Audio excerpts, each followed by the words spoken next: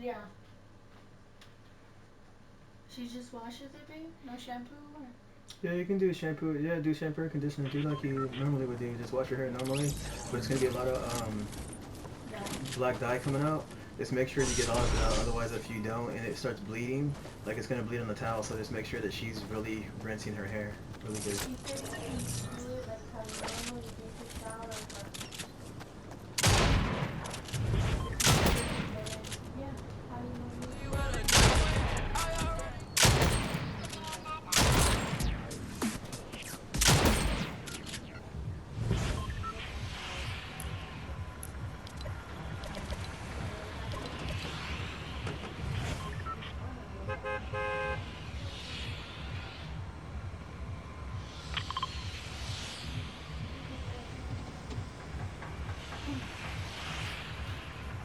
She's not that way. Like you exhausted from just not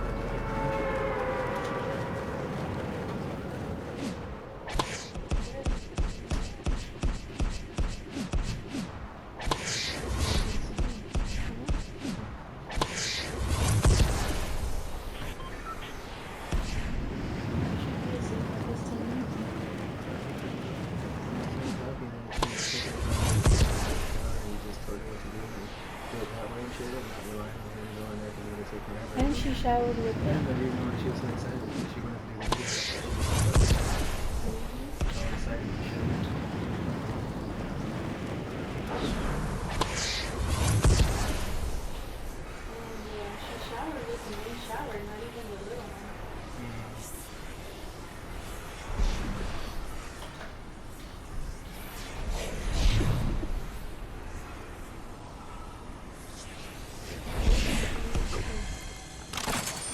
Put conditioner in her hair. Because she doesn't put conditioner in her hair. So I told her you need to because your hair gets tangled really fast, so you have to put conditioner. It doesn't have to be a lot, but at least a little to help the hair. But we're gonna go trim my hair, did I tell you? Not next weekend, but the 19th. So the end of almost the end of the month, Yeah. second week Yeah. coming up. That's when the events happen, like the Star Wars. That's like the day after the Star Wars event. Ooh, gotta kill somebody. Yeah, we're gonna try.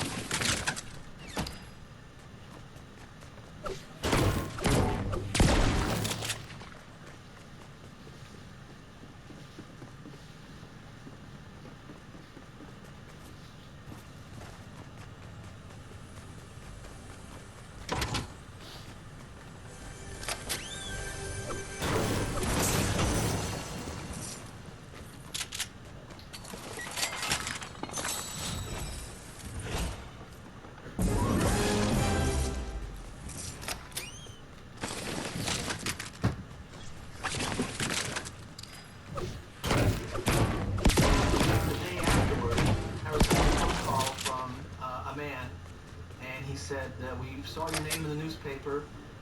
We think Dorothea poisoned our mother.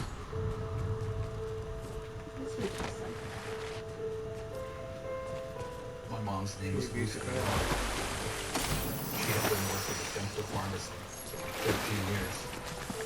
The last couple of years, it was this guy that was coming in, kept asking her out. Mom and Harold started seeing each other. He was taking her to visit different bars, steakhouses.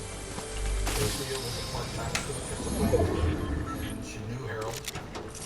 That's how Mom and Dorothea got to be friends. When we first met her, she seemed like a nice person, real friendly. And then after a while of being around, then that's when she started saying, well, call me Grandma. Mom had a little bit of money, and Dorothea was talking about opening a restaurant, a little cafe at the corner bar. So her and Mom went in on it together.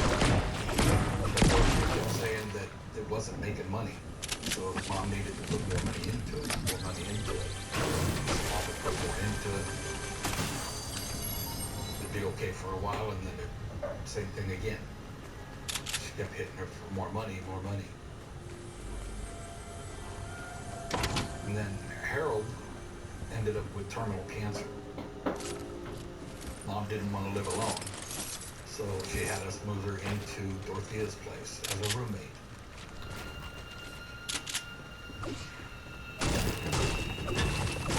I would stop by there every day after work, and everything was fine up until the last 3 days. The last 3 days, I saw Mom had a drink in her hand. And my mom didn't drink. Alcohol actually bothered Mom. She was allergic to alcohol. She said Dorothea had fixed her a drink to calm her nerves because the restaurant closed down. She said it wasn't making any money, there wasn't any more money to put into it. The drink, I said, well, what is it? She said cream de mint. The next day, I get there, and Dorothea's sitting at the table. I went there and I said, where's Mom? She said, well, she's sleeping. She's not feeling well. I said, well, I'm going to go see her. And she said, no, don't go in there. Just let her rest. I said, no, I'm not leaving until I see my mom.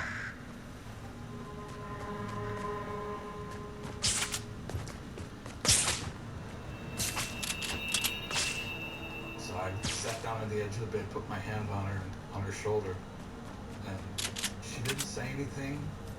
She just kind of, she had her eyes open, and then she was like, tears were coming down. I said, Mom, you'll be okay. Dorothea's taking care of you. And Dorothea had talked about being a nurse at one time. So we felt that she knew what she was doing and that she would take care of her. So I'm saying, you'll be okay. You'll be okay. I'll see you tomorrow. Gave her a kiss, and I left. The next morning, 6 o'clock in the morning, was when I got the phone call from my sister saying that my mom died. She got a phone call saying stuff, which was an empty purse. Mom had and everything was gone. Thea said, your mom gave me everything, and she gave back an empty purse. Dorothea had called the coroner. She said that her roommate committed suicide. When they did the autopsy, the amount of drugs that were in my mother were all at toxic levels. She poisoned her, and I think it was over time that those drinks, little by little, put that in her system. We went to see the prosecutor, Bill Wood, so that they could pursue a murder charge against Dorothea for my mother. My first reaction was I was in absolute shock. She drained the bank account that she and Ruth Monroe held jointly as business partners, and then she killed Ruth Monroe. Unfortunately, it was my last day actually in her office, so I turned them over to our major crimes unit. They reviewed the matter. The crime lab in Sacramento was not set up to test for certain things in 1982, so there was no way to determine that Ruth Monroe had not in fact committed suicide. Mom did not commit suicide. Dorothea murdered my mother.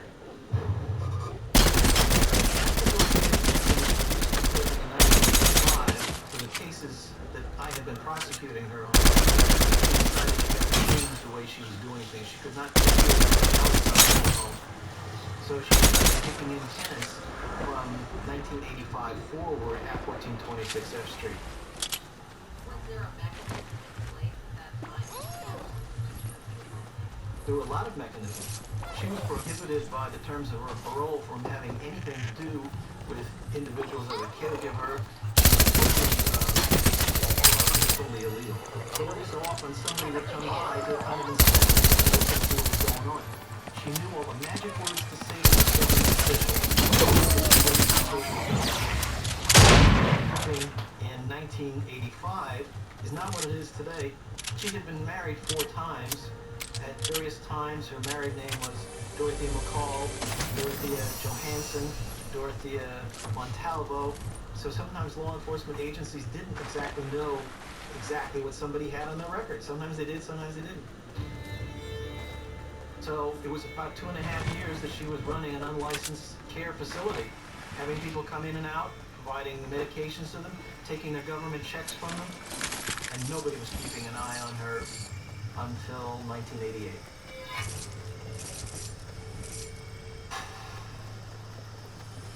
Fruit was missing, so I went to find a missing person. But I really fear that there's other things going on in that house that John tried to talk to me about. In 1988, I was a homicide detective, and I also was a detective in charge of the missing persons unit. An officer went over to 1426 F Street to take a missing persons report. Spoke to Dorothea, spoke to everybody, and they all said the same thing, that Burke had left with a relative. All of them, same story. But one of the boarders slipped the officer a note.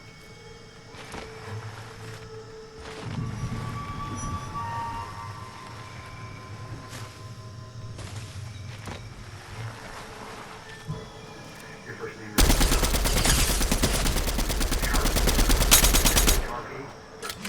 John Sharp would tell us later that what Dorothea was telling them to say wasn't true. What did she tell you exactly? She just said, John, I'm going to ask you some lines for me today. She said, I think I'm going to jail. said the police are coming out. She said, I want you to tell them that I was gone Thursday night, and that you saw Bert on Saturday. She said, and you knew you hadn't seen him for over 2 months. And she said, I'll make it well worth your while. And so I start researching who was Dorothea Puente. And I find out that she was on federal parole. You know, she was incarcerated for putting knockout drops in individual homes, taking their money in a Social Security check. I started to say, wait a minute. It was evident that I needed to get into her, talk to her, and I needed to find out what happened to her. Judy was very persistent about taking shovels. Yes, I did want them to go dig. We've got to do something, because I still have a guy missing, and I want to know where he is. You got to do it. My partner and I went to Dorothea's boarding house with her parole officer, Jim Wilson. So we went in, I asked her about Bert. She said that she was expecting us. She went on and told me, yeah, you know, only thing she knows is that Bert had left with a relative. She was gone to church then. I asked her specifically, what exactly was it here at this place that she was running? And I'll never forget this. She looked directly at her parole officer. And she said, Jim, I'm in violation of my parole. And I looked at him and I remember he had like a stunned look. I then asked her if it would be okay if I could search her premises.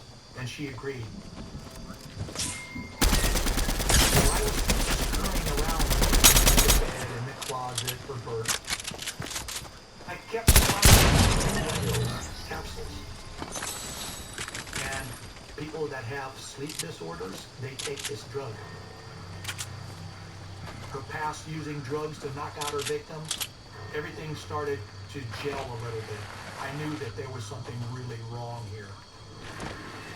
Before we were getting ready to leave, and I think she felt that it was all done and said, other than her facing a parole violation, I said, oh, Dorothea, one more thing. Would you give us permission to dig in your yard? And she kind of looked at me and says, whatever for? And I said, well, the social worker, I just want to be able to tell her we've searched everywhere, we dug around, and we found nothing. And with that, she just went, yeah, okay, whatever. Yeah, you can. So we took the shovels. There were 3 of us, and we started digging through the holes. This is a small garden area. It's about 15 by about 20. Goes on to the back. There was some digging in this area, also in this area. At one point, I started finding pieces of garbage, eggshells, paper, cigarette butts. As I was digging, I looked up, I saw Dorothea standing out on the balcony on the 2nd floor. And she was and then I started finding pieces of cloth, and I was putting them up, and they were kind of a light pinkish color. And I kept pulling pieces of cloth up, and I was setting them as I was digging, pieces of what appeared to be leather pieces. It basically looked like beef jerky. And then I kept digging and digging, and my shovel had struck something hard. I decided to get down in the hole, brace myself, grab this with my hands, and yank it. And when it broke loose, I could see it had a ball in the end, and it was a femur bone. It was a human femur bone. And then I could see that it was attached to other skeletal body parts. He got out of the hole, and I knew right away. I told him, we've come upon human remains. It was actually human flesh that had come off the bone.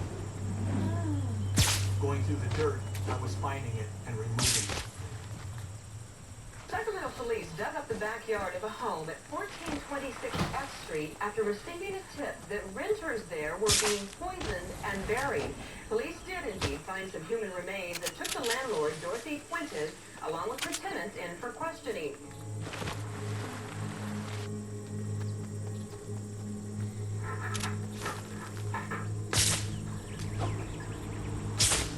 I had to get to the bottom of this, so I thought I'm going to have to see if I could press some of her buttons to get her to tell me if in fact she knew about what was in the ground or what really happened to Bert. Nothing makes sense here, George. Nothing makes sense. Everything you said, you can't really substantiate. Mr. McCauley tells me another thing, Mr. Shaw tells me another thing, and I've got a guy that's been missing for at least 2.5 weeks. She was emotionless, and she would just look straight in my eyes and answer every question. You know what I heard? I heard, hey, Dorothea, over at 1426 F Street, killing people and burying them in her backyard.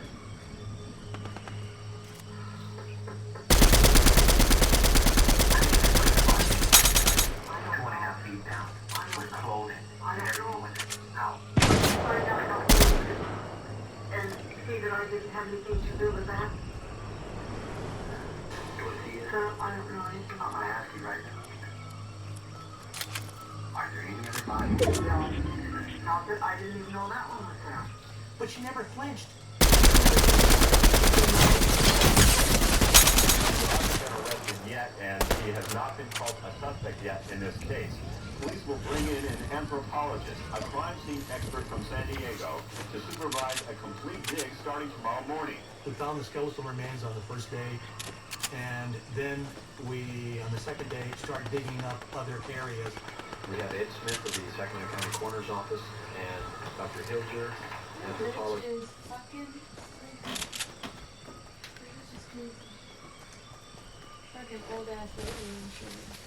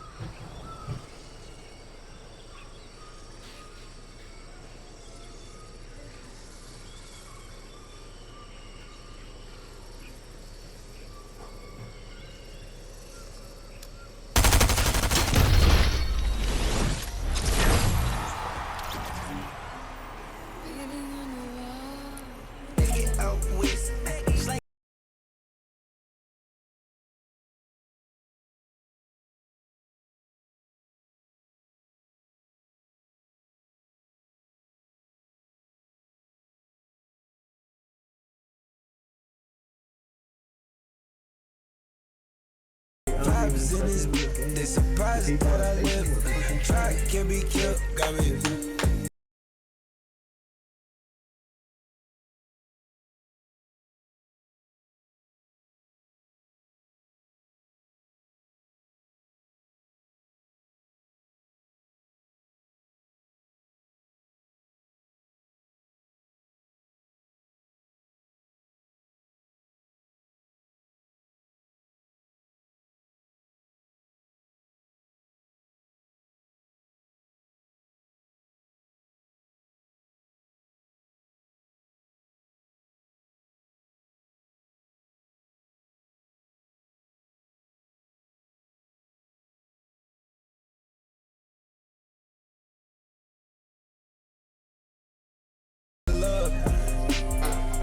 in this. They surprised that I live. Try can be killed. Got me. Just gonna try. It's usually probably gonna.